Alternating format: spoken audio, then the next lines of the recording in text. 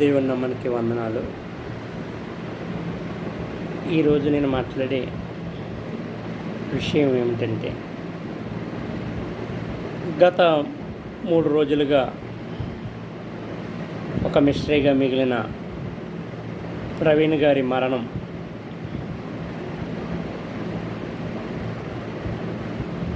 న్యాయం జరుగుతుందనే ఆశలు కోల్పోతున్నామా? అసలు న్యాయం జరిగిద్దా జరగదా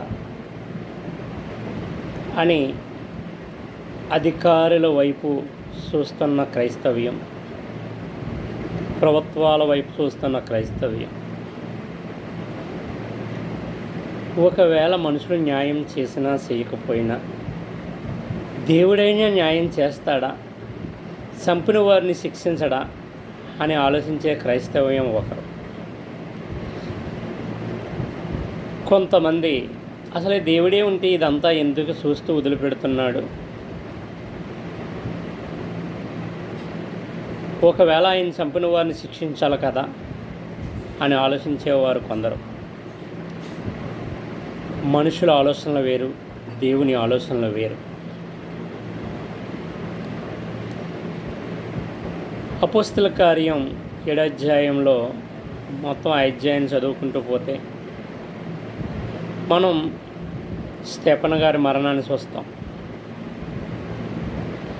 ఆయన్ని రాళ్లతో కొట్టి మరీ బహిరంగ ప్రదేశంలో చంపారు.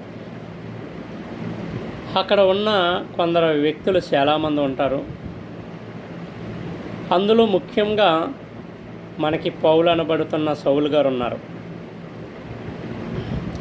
ఆ మరణాన్ని ఆయన సమ్మతించినట్టుగా అక్కడ రాయబడి ఉంటుంది.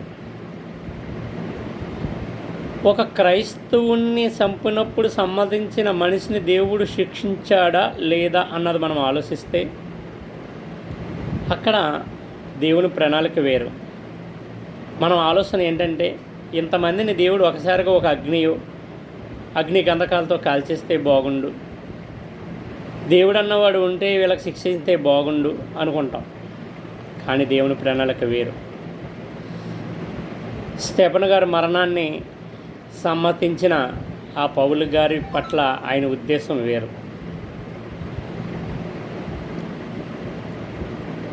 క్రైస్తవుల మరణాన్ని రుచి చూడాలని స్టే ఆర్డర్ తెచ్చుకుని, వారెంట్ తెచ్చుకుని క్రైస్తవులను అరెస్ట్ చేయడానికి సిద్ధమైన పౌలు గారిని ఏ విధంగా మార్చుకున్నాడో ఒకసారి మనం ఆలోచించాలి.